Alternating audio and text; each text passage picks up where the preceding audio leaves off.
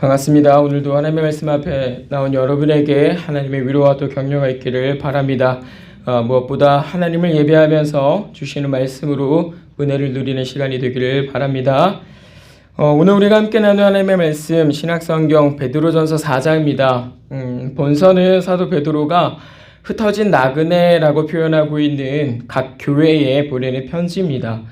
그들이 온 마음을 다하여 그리스도만을 사랑하고 또 그들 자신의 육체의 정욕과 또 모든 세상적인 장애물로부터 떠나게 하고 또 참된 인내와 소망으로 믿음을 굳게 잡고 또 그들에게 주어진 온갖 종류의 시험을 능히 이겨내고 일생 동안을 그리스도만을 위하여 살다가 결국 그리스도께서 다시 오실 때에 주어질 그 상을 받도록 하기 위해서 사도가 이 편지를 쓰고 있습니다.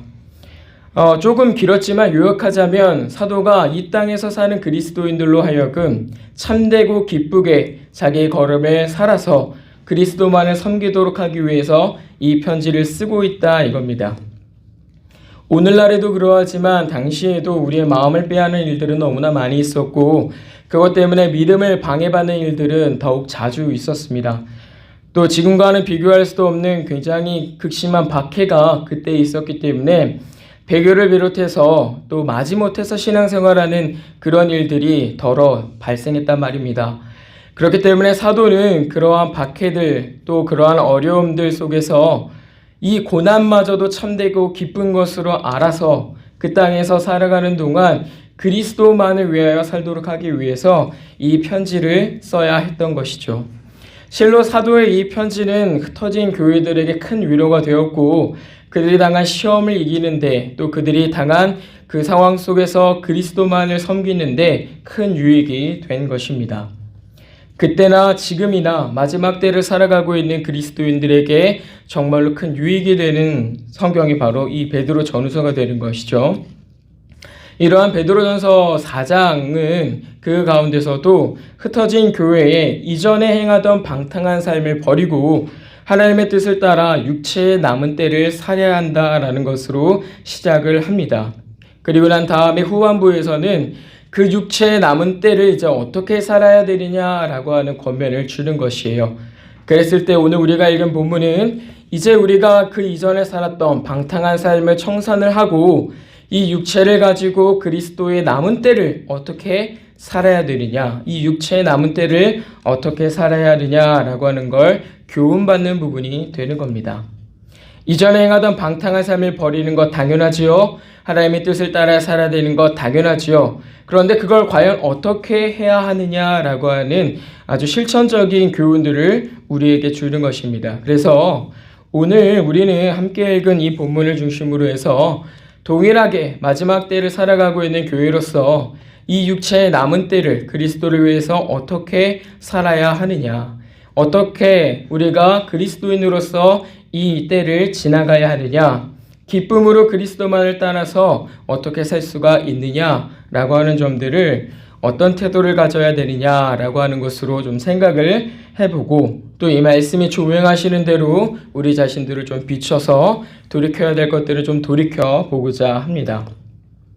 앞서 언급해드렸듯이 함께 읽은 본문에 앞서서 사도는 우리가 이전과는 다른 삶을 살게 되었다라고 하는 걸 가르쳐줍니다. 그것은 우리의 힘으로 된 것이 아니고 그리스도의 은혜로 인하여 주어진 것이죠. 4장 1절 잠깐 보시면 이렇게 말씀합니다. 그리스도께서 이미 육체의 고난을 받으셨으니 너희도 같은 마음으로 갑옷을 삼으라. 이는 육체의 고난을 받는 자는 죄를 그쳤음이니. 2절입니다. 그 후로는 다시 사람의 종욕을 따르지 않고 하나님의 뜻을 따라 육체의 남은 때를 살게 하려 함이라.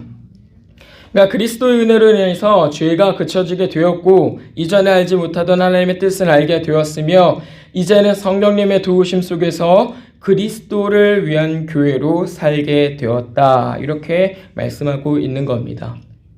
이러한 교회에 사도가 오늘 이 본문 가운데서 먼저 권면하고 또 하라라고 명령하는 것이 있으니 그것이 깨어있으라라고 하는 겁니다. 깨어있으라.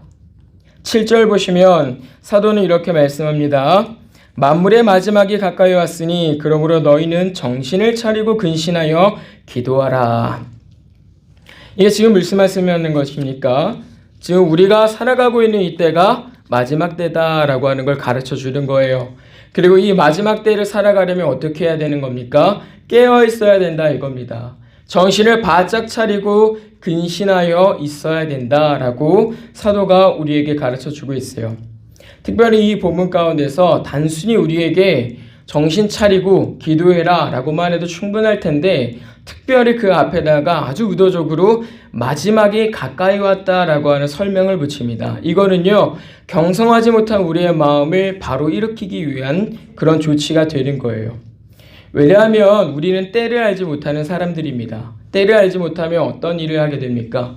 더러는 방종하는 생활에 빠지게 된다 이거예요.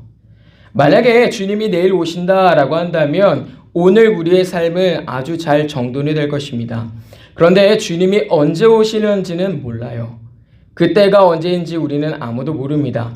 성경이 우리에게 교훈하시는 바 다만 그는 분명히 우리에게 다시 오실 것이라 라고 말씀하는 것입니다. 그런데 그 약속의 말씀을 가지고 있으면서도 불구하고 우리의 마음은 나태해지기 쉽다 이겁니다. 왜요? 그 문제가 있기 전에 내 삶의 문제가 급하게 다가올 때가 많거든요. 주님이 곧 우리에게 오신다. 그러니 너희는 깨어있으라 라고 누누이 말씀하시지만 우리가 그 말씀을 붙들고 살지 못할 때가 더욱 많다 이겁니다. 그때나 지금이나 이 문제는 동일하다 이거예요. 왜? 우리는 때를 알지 못하니까. 만약에 오늘 내가 죽음을 맞이한다 라고 하는 그 때를 알게 된다면 우리가 준비해야 될 것은 무엇이 있겠습니까? 오늘 하지 않으면 안 되는 것들을 준비하는 일이 될 것입니다. 내 마지막을 준비하는 그것을 해야 될 것이에요. 그런데 우리는 그렇게 하지 않아요. 왜? 나에게는 내일이 있을 거니까. 반복되는 일상생활 속에서 우리는 나태해지기 쉽다 이겁니다. 오늘 해야 할 일을 내일로 미루는 이유가 그겁니다. 왜? 내일이 또 올 거니까. 이건 내일 하면 되지.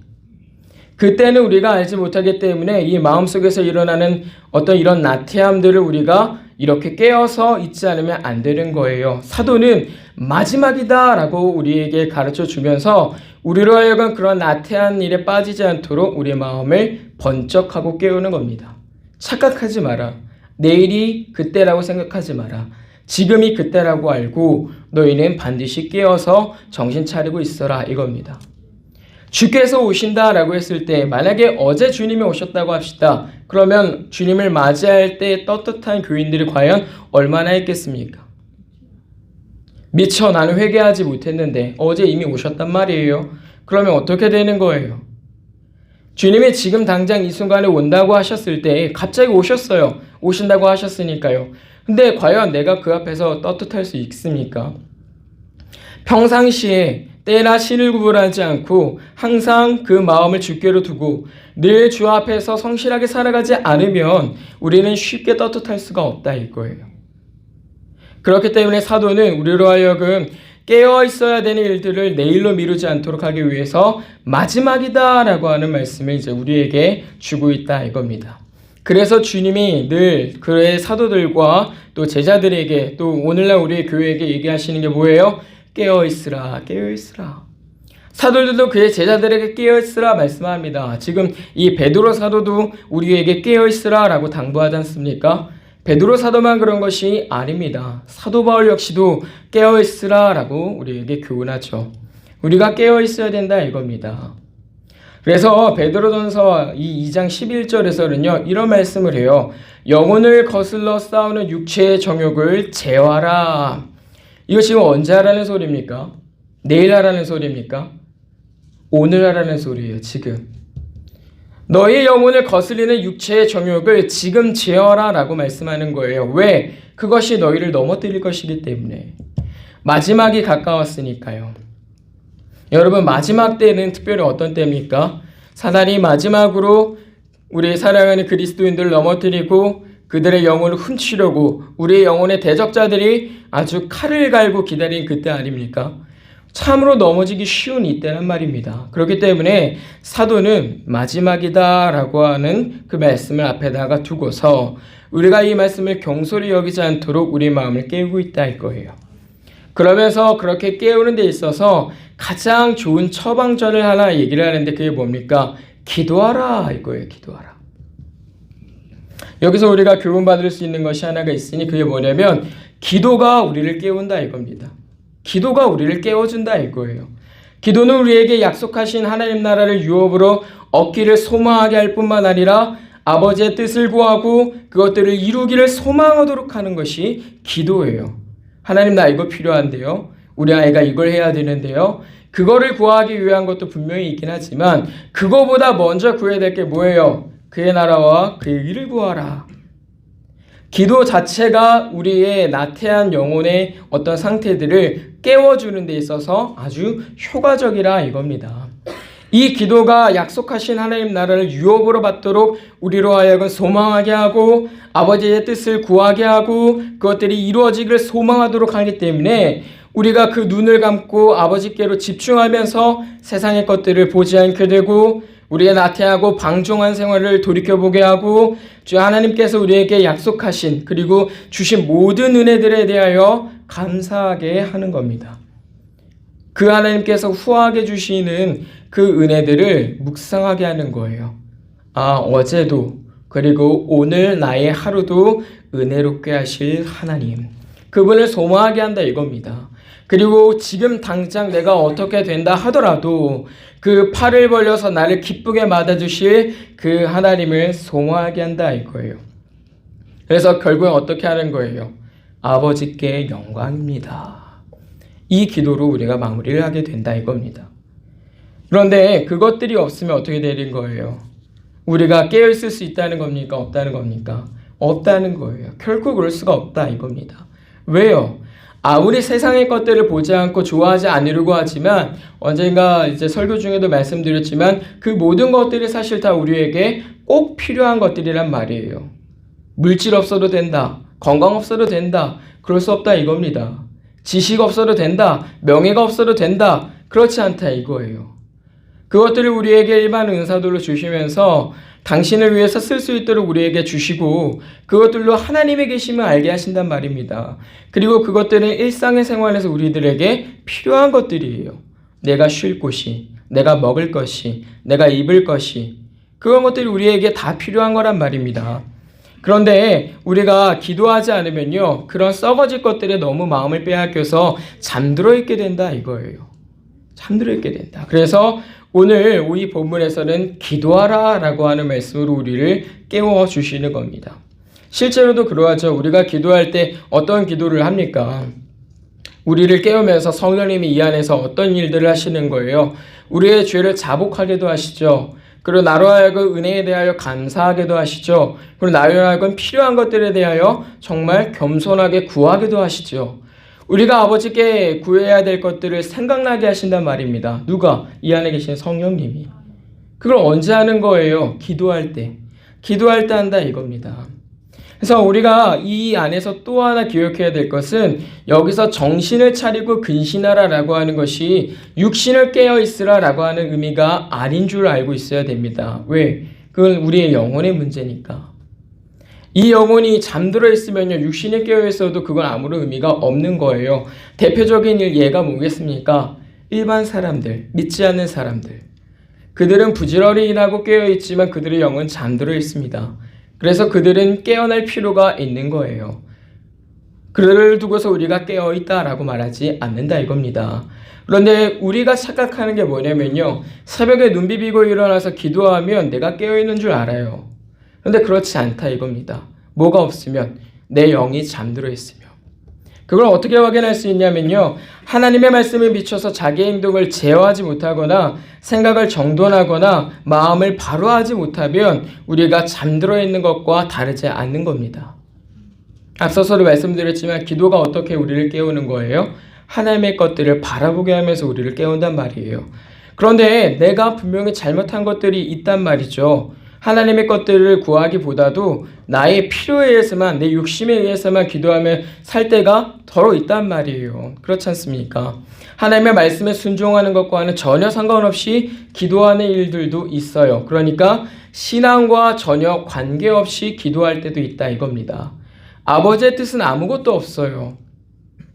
그런 일들도 더러 있단 말이에요. 우리는 근데 그것들을 두고서 깨어있다라고 표현하지 않는다 이겁니다.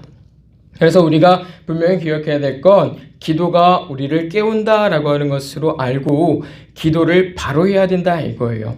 그래서 우리의 마음이 경성하지 못해서 침체되어 있거나 잠들어 있다면 내가 기도를 바로 해야 될 필요가 있는 겁니다. 기도했는데도 불구하고 내 영이 잠들어 있고 침체되어 있다면 그 기도는 필시 잘못된 기도예요. 성령님은 아까도 말씀드렸습니다만 기도할 때 우리 마음에서 어떤 일을 하시는 거예요? 자꾸 죄를 자복하게도 하시고 하나님의 은혜에 대해서 감사하게도 하시고 내 마음에 어떤 선한 열심을 품게도 하신단 말이에요. 그런데 그런 것들이 전혀 보이지 않는다면 그 기도는 잘못됐죠. 내 신앙생활이 나의 행실이 조금이라도 달라지지 않고 잠들어 있는 것과 진비 없다면 그 기도는 잘못됐다 이겁니다. 그래서 우리는 기도를 점검해야 돼요. 사도가 사실 이 부분에서 깨어있으라 라고 이야기하면서 기도하라 라고 권면하는 내용은요, 너희 자신들만으로는 매우 연약하기 때문에 너희는 스스로를 깨울 수도 없다. 너희는 잠들기만 할 뿐이다. 그러니까 반드시 우리 아버지께로 그 은혜를 구해라. 아버지께로 가서 우리를 붙들어서 깨워주시기를 구해라. 이렇게 얘기하는 것과 다르지 않는 겁니다. 그래서 이 시간에 우리가 늘 기도하면서 생각해 볼 것은 내가 기도할 때 어떤 것들을 구하고 있는가, 내가 기도를 하면서 주목하고 있는 것이 과연 무엇인가 라고 하는 점들을 생각을 해야 돼요. 그냥 하나님 감사합니다 정도가 아닌 겁니다. 내 영이 깨어있는가를 잘 주목해서 살펴야 된단 말이에요.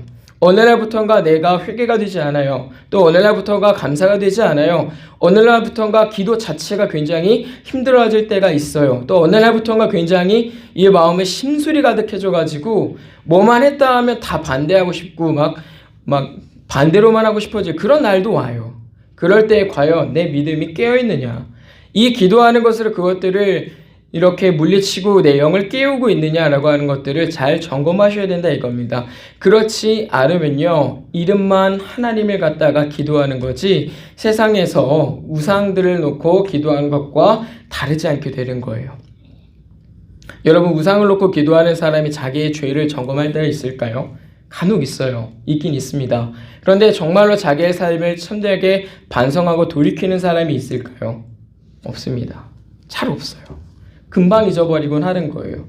그리스도인들이 참되게 기도했다라고 한다면 그럴 수 없다 이거예요. 그래서 우리가 늘 새벽부터 눈을 뜨고 있고 또 부지런히 움직이는 사람들이지만 영이 잠들어 있지 않기 위해서라도 기도해야 되고 그 기도의 내용과 관련해서도 반드시 점검해야 한다 이겁니다. 이제 우리의 영을 이렇게 흔들어서 깨우고 난 다음에 사도가 우리에게 교훈하는 것이 있어요. 그게 뭐냐면 서로 사랑하고 대접하고 은사를 나누라 라고 하는 거예요. 뭐라고요? 서로 사랑하고 대접하고 은사를 나누라. 사도가 먼저 우리로 하여금 얘기하는 것은 서로 뜨겁게 사랑해라 이렇게 가르쳐 줍니다. 여기서 뜨겁게 사랑하려고 하니까 어떤 사람들은요 그냥 감정적으로 열정적인 사랑만을 생각하는 경우가 있어요. 그래서 같이 어울려 다니고 어떤 관계를 잘하고 원만하게 친하게 잘 지내고 그러면 서로 사랑하는 줄 아는 경우도 있고요. 또 이 뜨겁게 사랑하라라고 하는 의미를 조금 잘못 이해해가지고 불필요한 어떤 교제를 이어가는 경우도 있습니다. 형제사랑이라고 하는 것을 그 앞에다가 이렇게 감투를 씌워놓고 그 뒤에서 아주 은밀한 좋지 않은 마음으로 교제가 이루어지는 경우들도 있어요. 특히 오늘날에는 이제 20대와 10대 청소년들에게서도 본의 아니게 이런 문제들이 많이 발생을 하는데요. 그것 때문에 교회가 아주 큰 어려움을 겪기도 하는 겁니다. 그런데 여기서 말하는 뜨겁게 사랑해라 라고 하는 건요, 감정적인 사랑을 말하는 게 아니에요. 여기서 이제 뜨겁다라고 하는 말로 사용되는 헬라어가 뭐냐면 에크테네라고 하는 말인데요. 이 말은요, 열정적이다라고 하는 말로도 번역이 가능하지만 감정적인 열정적인 것보다 구체적인 행동에 있어서의 꾸준함을 요구하는 겁니다.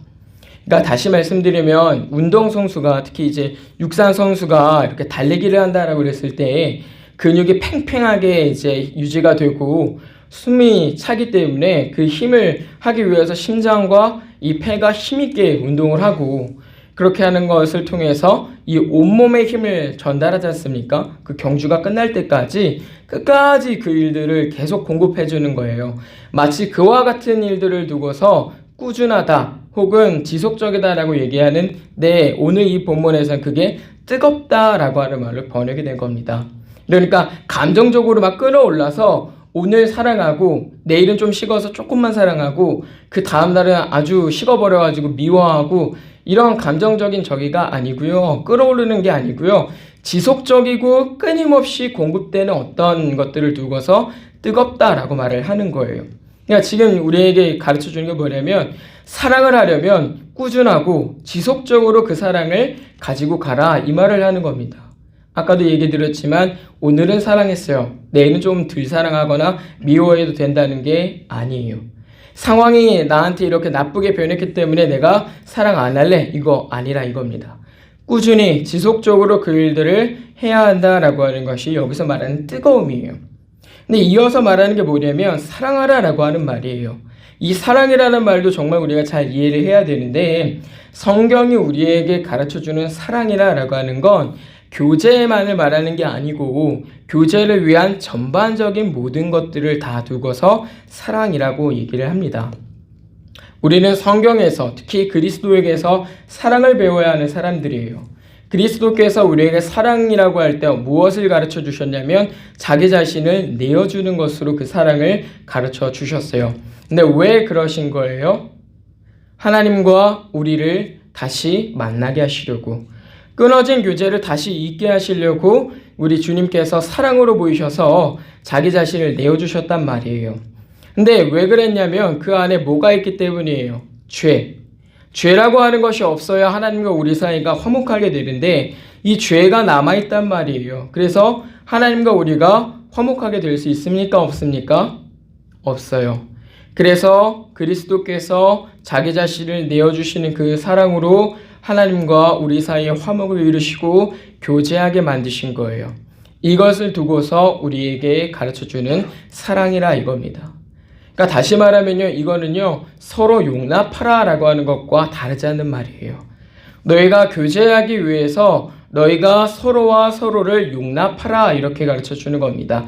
넌 이것 때문에 안 돼, 넌 이것 때문에 안 돼 이렇게 하는 게 아니고요, 이렇지만 괜찮아, 그렇지만 괜찮아 라고 하는 것으로 서로가 서로에 대해서 용납할 것을 가르쳐주는 거예요.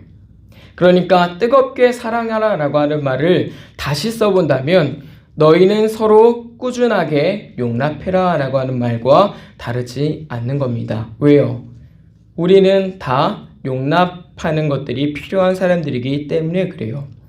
지난 설교 중에도 말씀을 드렸습니다만 아무리 완전한 그리스도인이라 할지라도 흠이 없는 사람은 없어요.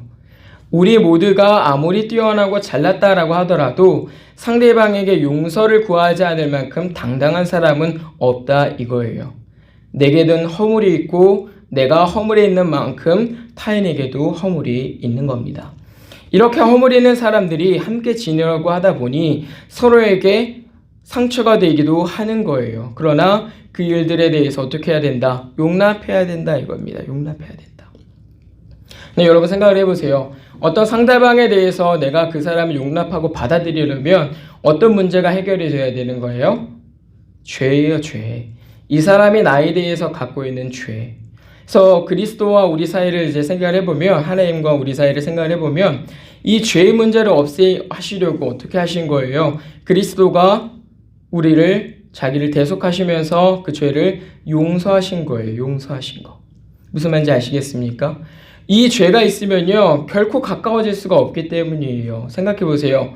나랑 어떤 죄인된 관계로 있는 사람을 우리가 뭐라 그러는 거예요? 원수라 그래요. 원수. 저 사람 나한테 잘못한 사람이에요. 그 사람을 두고서 우리는 원수라고 한단 말입니다. 근데 우리가 원수로 같이 지내면 되는 사람들이에요? 아니에요? 그럴 수 없다 이거예요. 왜? 그리스도께서 우리를 원수 삼지 않으셨으니까.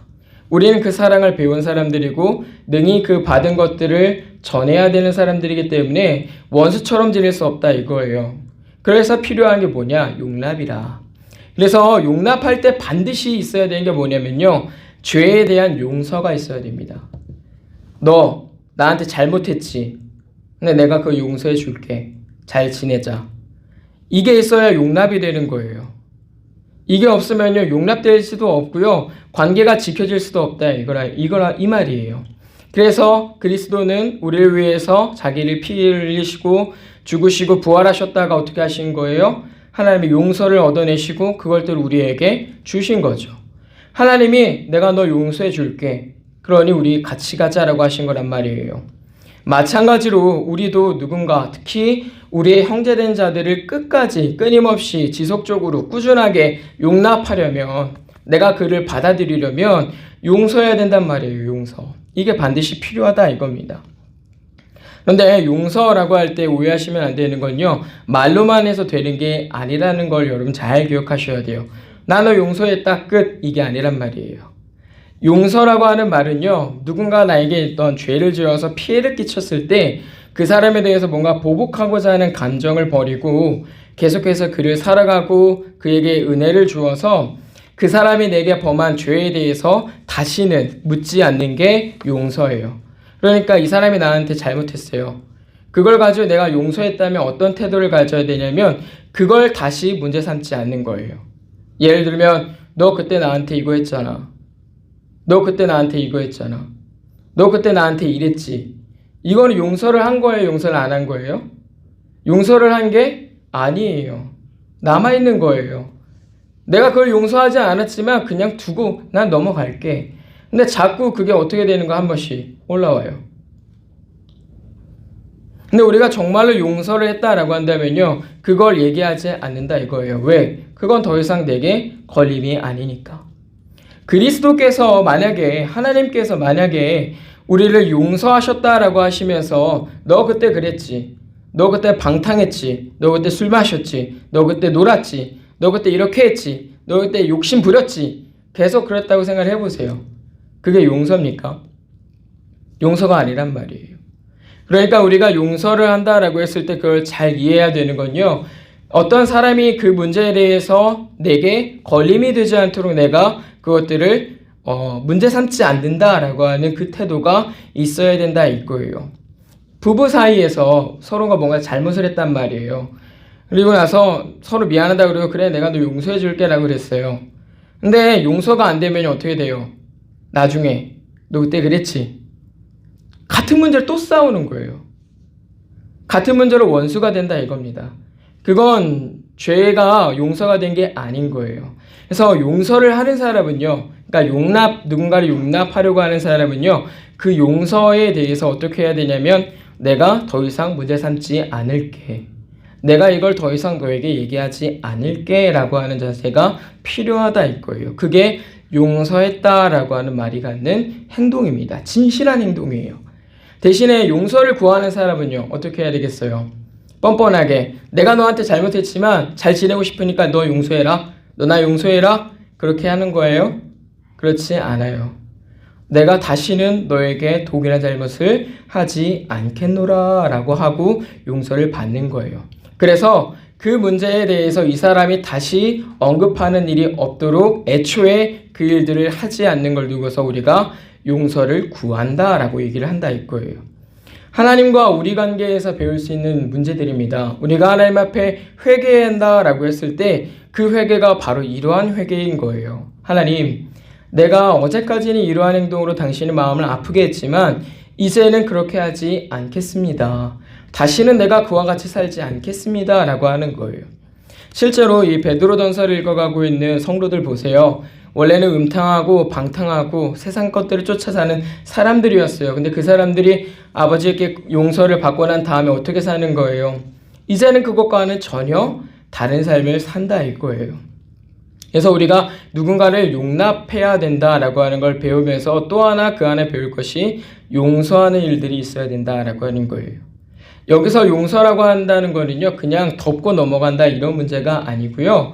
그 문제에 대해서 분명하게 처리하되 다시는 그 문제로 너희를 어렵게 하지 않겠다라고 하는 그런 의미로 우리가 이것들을 이해할 수 있다 이거예요.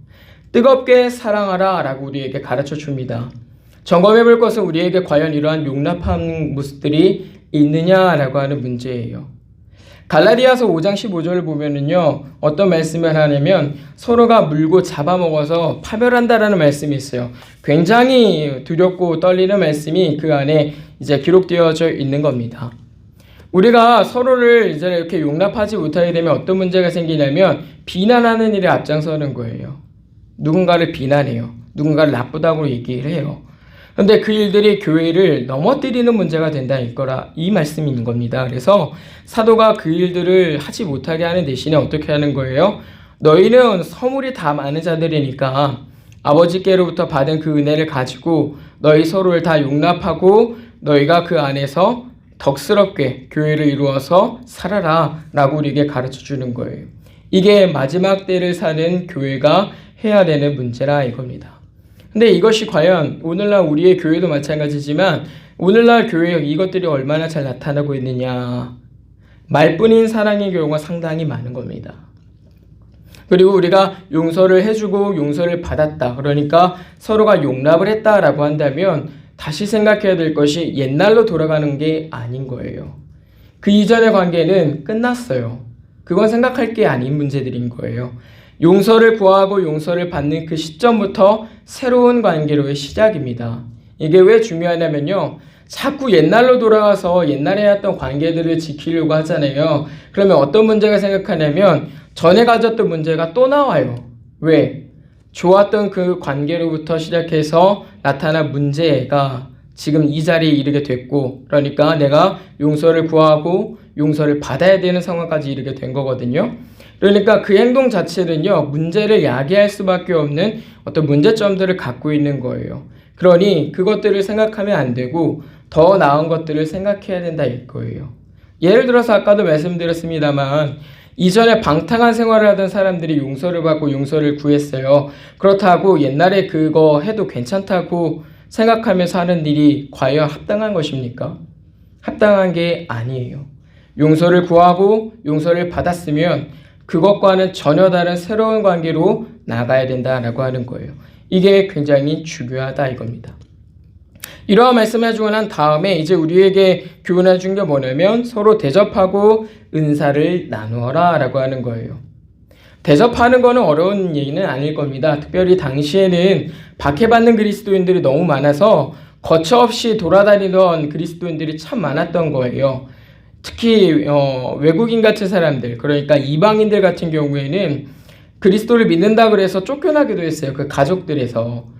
그런 사람들이 이렇게 떠돌이 신세로 다니는 것도 많았고 또 복음을 증거하기 위해서 이렇게 거처없이 떠돌아다니는 어떤 전도자들도 굉장히 많이 있었기 때문에 당시에 일반적으로 대접하는 것들이 필요했어요. 그래서 잠깐 머물러 갈 수 있도록 하는데 머무는 사람이나 또 머물게 해주는 사람이나 동일하게 해야 될 원칙이 뭐냐면 원망하지 말라는 거예요. 근데 이 원망하지 말라는 건 좀 거창하지만 좀 더 쉽게 설명을 하면 불평하지 말아라 이거예요. 너가 누구를 선대를 하고 대접을 받는다고 해서 그걸 가지고 투덜투덜거리지 말아라 이 말을 하는 겁니다. 왜냐하면 우리가 불평을 하고 투덜거린다라고 하는 건 기껏 우리가 믿음으로 한 그 기쁜 일에 대해서 모든 것들을 다 넘어뜨리는 것이기 때문에 그래요. 예를 들어서 내가 기껏 해줬더니 이 사람이 더 많은 걸 달라고 그러네. 에이 괜히 해줬네. 이러면 그게 하나님께 감사고 기쁨이 되겠습니까? 그렇지 않다 이거예요. 또 정작 대접을 받는 사람이 뭐야 이거밖에 안 해줘? 정말 짜네. 이러면 그게 되겠어요? 받는 사람 입장에서 감사해야 후하게 주시는 하나님께 같이 감사하는 일들이 생기는 거죠. 그렇기 때문에 사도는 불평하지 말아라. 너희가 서로에 대해서 좋은 일을 하고서 불평하지 말아라 라고 이야기를 해주면서 마지막으로 은사와 관련해서 우리에게 교훈합니다. 여기서 말하는 은사는 두 가지를 얘기해요. 하나는 말씀을 교훈하는 것, 그러니까 저와 같이 설교, 하나님의 말씀을 전하는 역할을 감당하는 것과 또 봉사라고 하는 이름으로 전체가 같이 묶여 있는 것, 이것들을 두고서 은사라고 얘기합니다. 사실상 우리가 은사를 받은 이유는요, 교회 안에서 그 두 가지 일을 잘하기 위해서예요. 말씀을 전하는 자는 그 말씀을 잘 전할 수 있도록 하기 위해서, 또 교회 안에서 같이 봉사하는 사람들은 그 일뿐만 아니라 이 교회를 더 잘 돌보기 위해서. 그랬을 때 우리에게 가르쳐주는 가장 중요한 태도가 뭐냐면 첫 번째는요, 청지기처럼 하라 이거예요. 청지기처럼 해라. 왜냐하면 그게 우리가 하나님께로부터, 그러니까 주인으로부터 그것들을 받았다라고 인식하지 않으면요, 뭔가를 하려고 할 때 주저하게 되거나 아까워하게 되거나 싫을 때가 있어요. 그런데 주인이 내게 그걸 맡겨주셨다, 그리고 내게 그것들을 찾아가실 것이다 라고 우리가 기억을 한다면 안 할 수가 없어요. 우리 달란트 비유도 알고 다 알지 않습니까? 주인이 맡기고 갔는데 그리고 나서 돌아와서 계수를 하잖아요. 은사도가 그런 거예요. 하나님 우리에게 주셨어요. 교회를 위해서 쓰라고 주셨어요. 근데 그것들을 쓰지 않고 가만히 있었어요. 그러면 아이 잘했다라고 하는 게 아니라 책망을 받는다 이거예요. 책망을 받는다. 그래서 우리가 그 일들을 감당할 때에는 청지기로서의 태도가 있어야 된다는 걸 분명히 알아야 되고, 두 번째는 하나님으로부터 그 힘을 공급받아서 한다라고 하는 이 분명한 인식이 있어야 돼요. 왜냐하면 그렇지 않으면 우리가 이 봉사하는 일들을 통해서 우리의 믿음을 증진시켜야 되는데, 믿음을 증진시키기보다는 자기 공로 삼거나 아니면 어떤 자기의 어떤 경솔한 부분들을 더 극대화하는 문제에 빠지기 때문이에요. 그러니까 겸손하게 나는 하나님의 도구에 지나지 않습니다 라고 하는 것으로 우리가 봉사도 하고 또 주어진 일들을 감당을 해야 되는데, 이게 안 되면요, 난 이만큼 했는데요, 난 내 힘으로 했는데요 라고 하는 식의 문제가 발생한다 이겁니다. 심지어 우리는요, 많은 일을 알고도 주 앞에서 할 수 있는 말이 무익한 것 말고 없다라고 하는 사도의 교훈과 가르침들의 귀를 기울여야 돼요. 왜냐하면 처음부터 그가 내게 할 수 있도록, 그 일들을 감당할 수 있도록 힘을 주지 않으시고 여건을 만들지 않으시고 마음을 주지 않으시고 무엇인가 공급해 주지 않으면 할 수 없는 일이기 때문이에요. 이걸 우리가 굉장히 잘 기억해야 된다 이겁니다. 사랑하는 성도님들, 오늘 우리는 함께 읽은 이 말씀을 통해서 마지막 때를 살아가고 있구나 라고 하는 것들을 다시 깨닫게 됩니다. 그리고 우리가 이 마지막 때를 살아가고 있는 사람으로서 기도해야 한다는 거 다시 배웁니다. 어떤 것들을 구하기 위해서만이 아니고 이 기도가 나를 깨우기 때문에 내가 잠들어 있지 않기 위해서라도 기도해야 되겠구나 라고 하는 걸 잊지 말아야겠고, 또 늘 기도하면서 하나님 앞에 깨어있는 교회가 되시길 바랍니다. 몸만 깨어있지 마시고 영이 깨어 계십시오. 하나님의 말씀 앞에 늘 예민하게 반응하시고, 그가 우리를 인도해 가실 때에 아주 예민하게 따라가시고, 세상의 것들을 따라가는 것이 아니라 그것들을 조금 멀리하면서 거기에 내 마음 놓고 사는 것이 아니라 하나님 나라와 그 의를 위해서 소망을 두고 살아가는 우리가 되기를 바랍니다. 두 번째는 서로를 꾸준하게 용납하며 살아가는 교회가 되십시다. 서로를 용납하는 일은 용서가 필요하고, 이 용서는 사실 우리가 그리스도께로부터 받은 은혜들이에요. 우리는 더 큰 걸 받았는데 우리가 서로를 용납하지 않는다면 받은 은혜에 대해서 먹칠을 하는 것과 다르지 않음입니다. 누군가를 용서를 하실 때 진정으로 용서하시고, 용서하신 그 문제에 대해서는 다시 문제 삼지 마십시오.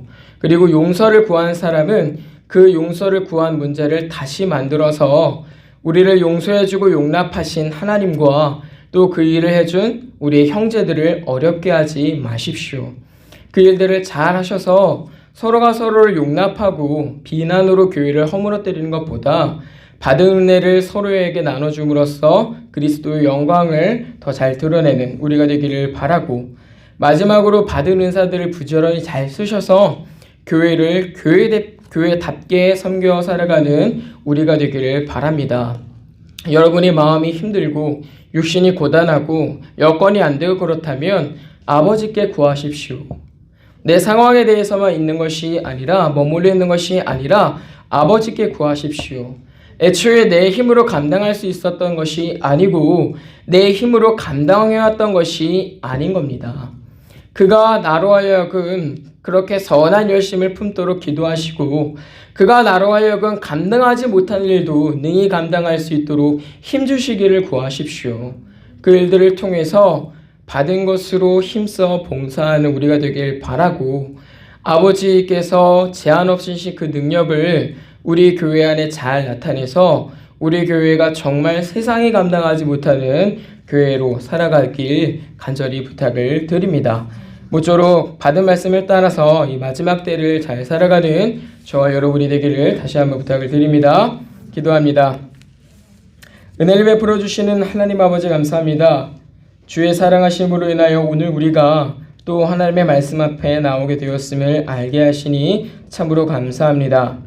기도하면서 깨어있는 교회로 살게 하시고 세상의 것을 바라보기보다 하나님 나라의 소망과 하나님 뜻이 이루어지기를 소망하며 우리의 육신만 깨어있는 것이 아니라 영이 깨어 이 악한 세대를 분별하며 살아가게 하옵소서.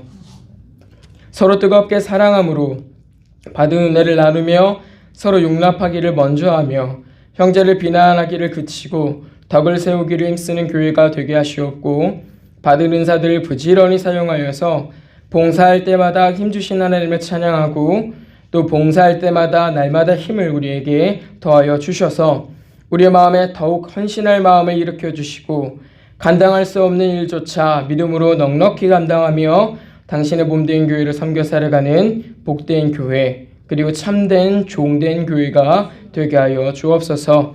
아버지 홀로 영광 받으시옵고 우리를 또 지켜 주시옵소서. 감사드리며 예수님 이름으로 간절히 기도드리옵나이다. 아멘.